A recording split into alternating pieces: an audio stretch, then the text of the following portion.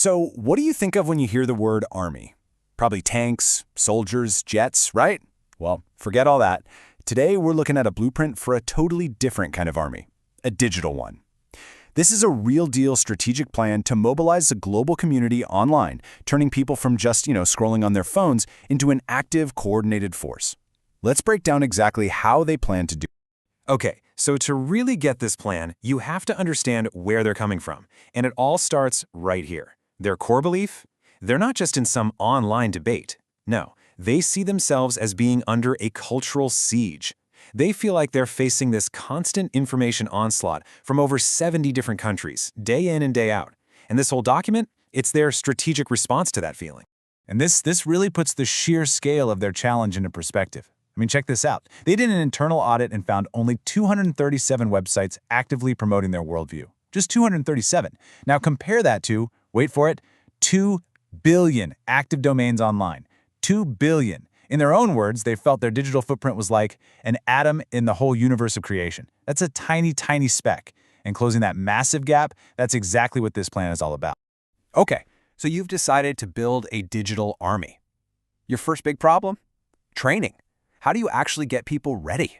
And this document, it reveals this really fascinating internal debate they were having. What's the best way to forge soldiers for these new information front lines? It really all boils down to one fundamental question. How do you take regular people, right, many of them with pretty limited tech skills, and actually turn them into effective online creators from scratch? And it turns out there were two very, very different schools of thought on how to do this. So on one hand, you had what they called the quick motivation camp.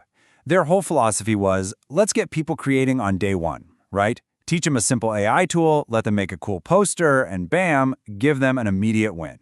The idea is that this builds confidence right away.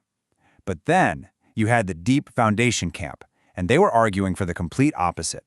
They said, nope, theory first. You got to teach digital literacy, strategy, the whole shebang. Because if you don't, they warned, you're not creating strategists, you're just creating button pushers.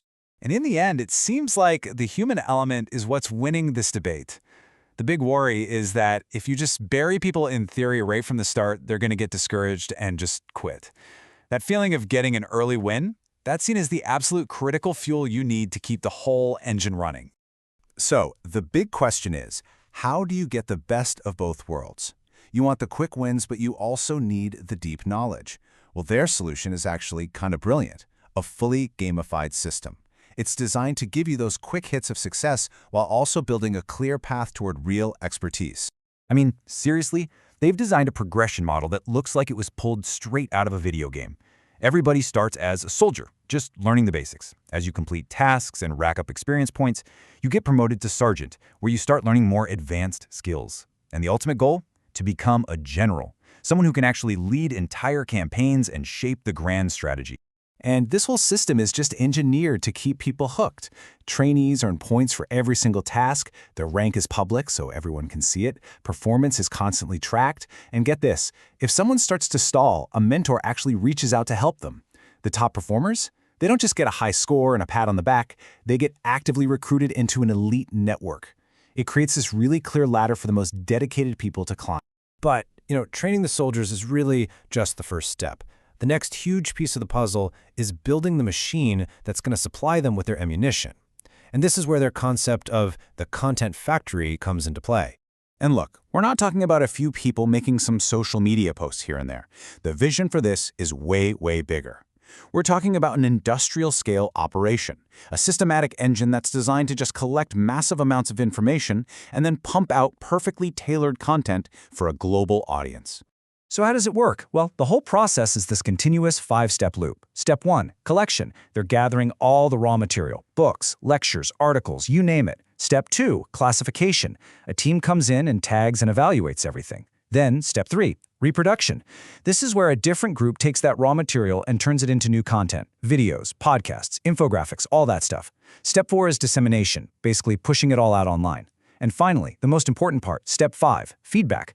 A fifth group analyzes all the data, the views, the comments, the shares, to figure out what's working and what's not, so they can refine the whole process all over again. And here's a really key strategy for how they plan to scale up their workforce. They want to turn every single household into a little micro-production studio. The plan literally encourages the entire family to get involved. So maybe the kids help create some of the content, a spouse helps with the distribution, and pretty much everyone can jump in and engage with comments online. It's a clever way to expand the army. Okay, so let's step back for a second. What's all this for? The training, the gamification, this whole content factory idea? What's the end game? Well, it all serves a much, much larger long-term vision. And this part is really revealing. It shows this deep historical anxiety that's driving this entire project. The planners see this pattern of being left behind. They feel they were decades late to the Industrial Revolution, and then catastrophically late to the internet. And now, with AI, they are absolutely determined not to make that same mistake a third time. For them, the race is on right now. And it's not just about catching up, it's about winning the next century. And the scale of this ambition is just immense. So, who is all this actually for? Who's the target audience? Well, get ready for this number, an estimated 450 million people. That's the entire Shia Muslim community worldwide. And when you look a little closer at that huge number, you see a really key part of their strategy. They've identified that nearly half of their entire target audience, that's almost 200 million people, are Urdu speakers. They see this as a massive, basically underserved digital community. It's a huge opportunity for them to connect and build influence in a space where there's a real void of content right now. So, what's the mission in a nutshell? You can kind of think of it as being two-sided. On one side, it's about support. Answering questions from the community, providing intellectual and educational content for a global audience. But the other side is defensive. It's a tool to counter what they see as propaganda, while at the same time proactively expanding their own cultural and educational footprint. And all of this, it really leaves us with a final, pretty provocative question. We've just walked through one group's incredibly detailed blueprint for building a global movement, using the tools of our time. It really makes you wonder, doesn't it? As the old power structures of the world begin to fade, is this what the future of global influence looks like? A future forged not in steel and armies, but in code and content?